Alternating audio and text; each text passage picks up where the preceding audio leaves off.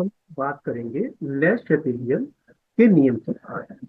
उन्होंने एक छोटी सी चीज बताई है कि अगर आप किसी भी साम्यावस्था में कोई भी परिवर्तन करते हैं तो वो उसका अपोज करेगा। जिस टाइप से अगर आपको कभी फीवर आ जाता है और एक ब्लड को देखा जाए तो जो खून होता है, रक्त होता है, वो आपका प्रतिरोध करता है उस वायरस को मारने के लिए, वायरस की ग्रोथ करने के लिए, और ये चाहेगा कि आपको डेंगू का बुखार ना हो। लेकिन अगर वो डेंगू का बुखार बहुत ज्यादा हो जाता है तो वो आपको अलर्ट दे देता है कि भाई अब मेरे साथ कंट्रोल में नहीं हो पा रहा, अब आप संभाल लो। तो शेतलिए ने केवल इतनी बात बताई कि साम्यावस्था में अगर आप कोई भी परिवर्तन करते हैं तो उसे वो निष्प्रभावी करने की ट्राई करेगा, हो नहीं पाएगा कंप्लीट। ये ध्यान रखना।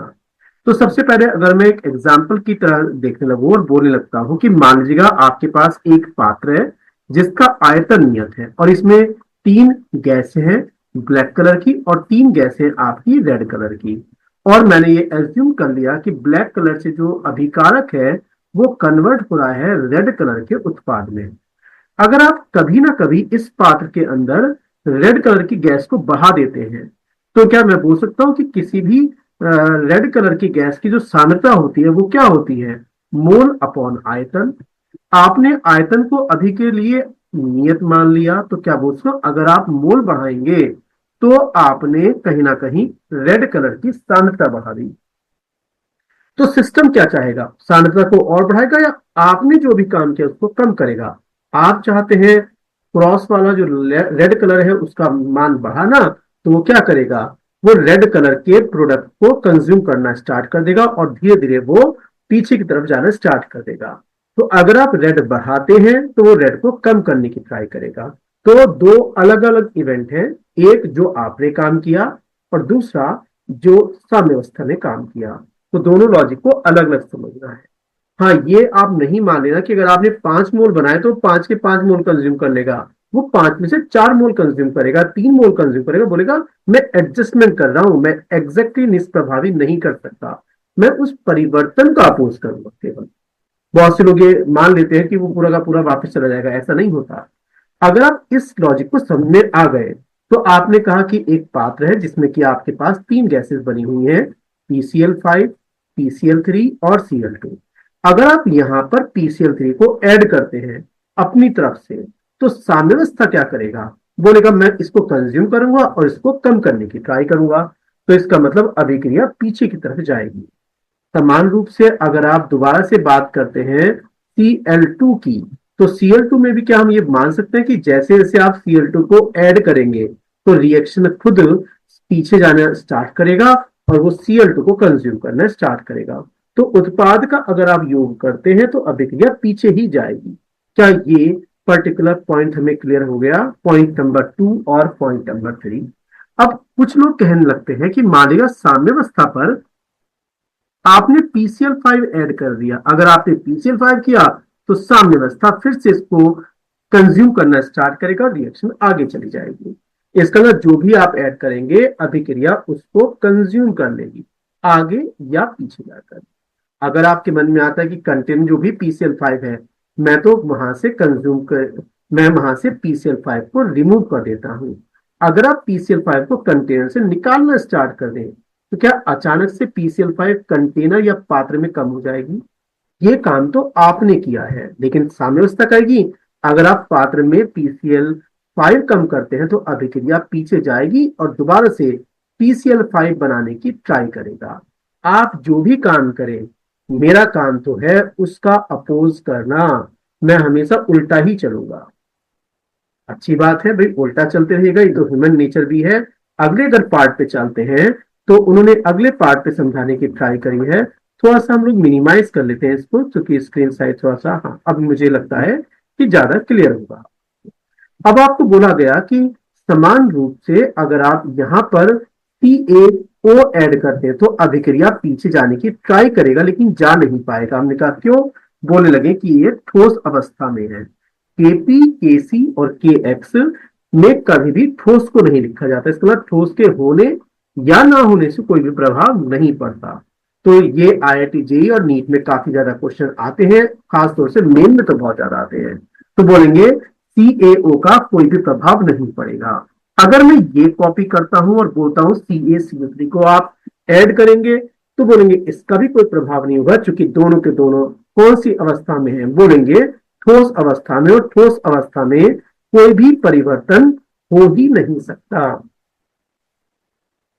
नेक्स्ट पॉइंट, अगर हमें बोला जाए कि आपका पात्र में तीनों केमिकल है और आपने CO2 ऐड कर दिया, अगर पात्र में CaO उपस्थित है, तो क्या CaO अभिक्रिया करके पीछे जा सकता है? बोलेंगे बिल्कुल जा सकता है।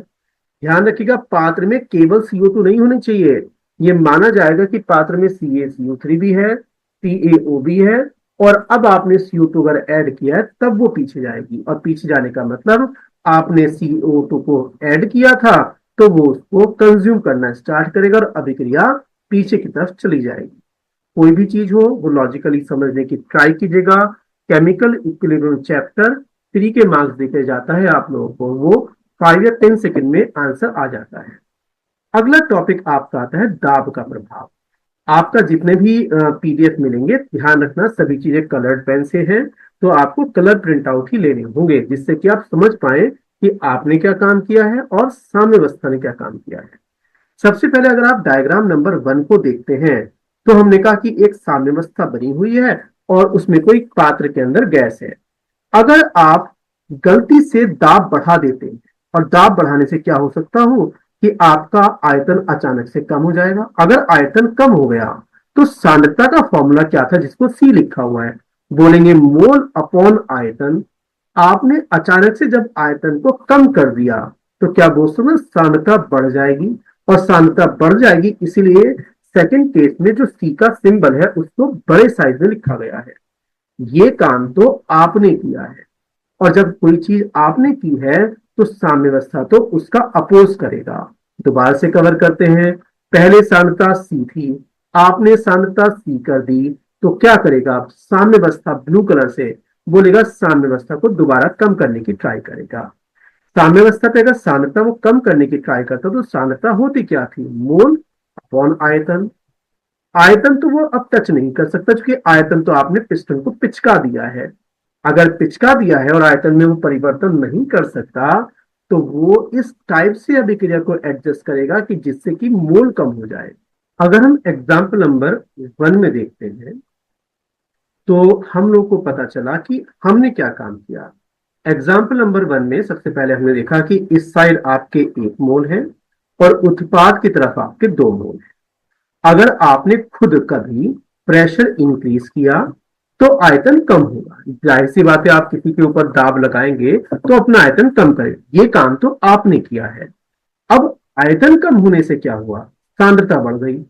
तो अब अभिक्रिया क्या करेगा या साम्यावस्था क्या करेगा, वो खुद चाहेगा कि अब मैं उधर की तरफ जाना स्टार्ट करूं जिधर नंबर ऑफ मोल कम है।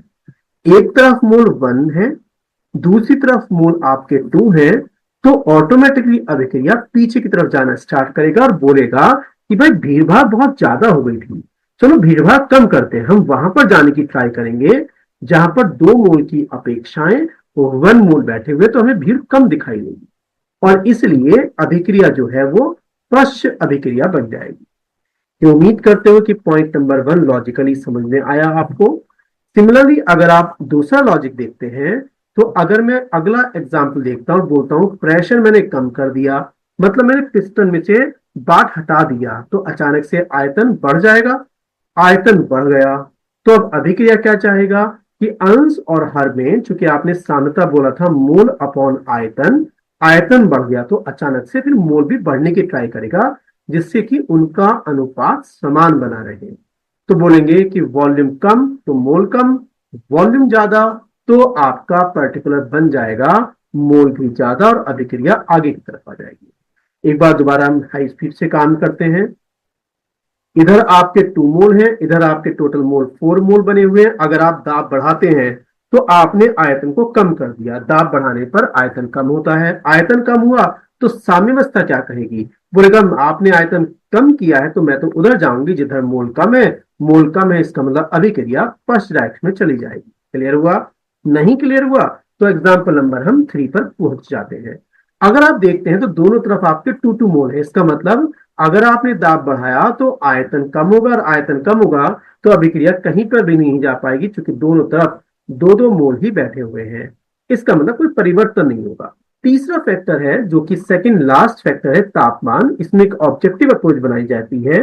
नॉर्मली तो बोला जाता है कि अगर आप किसी चीज को ताप दे देते हैं तो वो इस टाइप से एडजस्ट करता है कि वो उसके प्रभाव को निष्क्रिय कर दे, लेकिन ऑब्जेक्टिव अप्रोच बोलता है कि अगर कभी आपका डेल्टा एच पॉजिटिव आ गया तो उत्तर हमेशा सीधा आएगा। टेम्परेचर के बढ़ने से केसी बढ़ेगा। केसी का फॉर्मूला क्या होता था?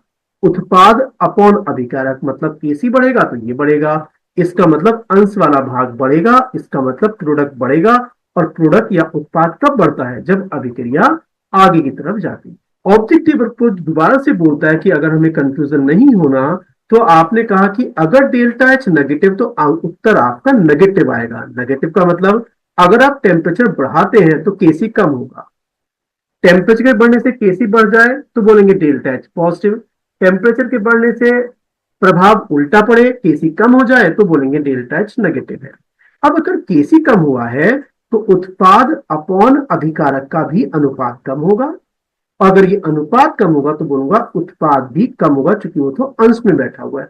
उत्पाद कम कम होगा जब अभिक्रिया पीछे की तरफ जाना स्टार्ट कर दे। तो ये ऑब्जेक्टिव अप्रोच थी। जितना स्पीड से आप काम करें उतना अच्छा है। अगर ये आपके पेपर में आ गया आपके सेट में, क्योंकि अलग अलग टाइप के सेट बनते हैं, तो आपके मार्क्स अचानक से बढ़ जाएंगे। तो हमें केमिस्ट्री में टाइम का भी ध्यान रखना होता है। अगर मैं इस पर्टिकुलर की बात करने लगूं तो हमारा पहले रिएक्शन में दिया है delta H positive. Delta H का मतलब होगा आंसर आएगा सीधा। टेम्परेचर बढ़ेगा तो केसी बढ़ेगा, केसी बढ़ेगा तो उत्पाद बढ़ेगा, उत्पाद बढ़ेगा तो अभिक्रिया कहां जाएगी? बोलेंगे आगे जाएगी। अगर एग्जाम्पल नंबर 2 देखा जाए, बोला जाए डेल्टा एच नेगेटिव है। डेल्टा एच नेगेटिव, टेम्परेचर बढ़ेगा तो केसी उल्टा इफेक्ट देगा, तो केसी हो जाएगा कम, केसी कम तो उत्पाद कम, उत्पाद कम तो अभिक्रिया कहां जाएगी? बस धीरे धीरे आप जो जब पीडीएफ आप डाउनलोड करेंगे, कलर्ड प्रिंट आउट लेंगे, तो एग्जाम्पल आपको खुद करने होंगे और वेरीफाई करना होगा कि जो दिया हुआ है क्या सब कुछ सही है या नहीं। आगे चलते हैं और हम लास्ट में जाते हैं अक्रिय गैस। यहाँ पर अक्रिय गैस का मतलब हीलियम नियॉन से नहीं है। यहाँ पर अक्रिय गैस का मतलब है कि वो गैस जो साम्यावस्था में उपस्थित अभिकारक और उत्पादों से अभिक्रिया ना करे। कोई भी आप गैस डालिएगा जो किसी और से रिएक्शन करती हो, लेकिन पात्र में जो उपस्थित गैस है उनसे अभिक्रिया ना करे, तब हम उसको बोलेंगे अक्रिय गैस। अब पहला लॉजिक लगाते हैं। अगर हम एग्जाम्पल नंबर 1 लेते हैं और बोलते हैं अक्रिय गैस आप योग कर रहे हैं नियत आयतन पर। जब आपने नियत आयतन कर दिया तो बोलेंगे अभिक्रिया कहीं नहीं जाएगी। ध्यान दीजिएगा, अभिक्रिया कहीं नहीं जाएगी, क्योंकि आयतन का परिवर्तन नहीं हुआ तो हमने केस नंबर 1 और 2 लगाना स्टार्ट कर दिया। अगर आप बोलते हैं पी नियत, पी नियत, तो मान लीजिएगा साम्यावस्था बना हुआ है इस कंटेनर में। साम्यावस्था बना हुआ है तो कोई दिक्कत नहीं थी। आपने पता नहीं क्या किया, आपने कोई अक्रिय गैस डाल दी। जैसे आपने रेड कलर की अक्रिय गैस डाली, तो क्या पिस्टन के अंदर आप लोगों के मोल बढ़ जाएंगे?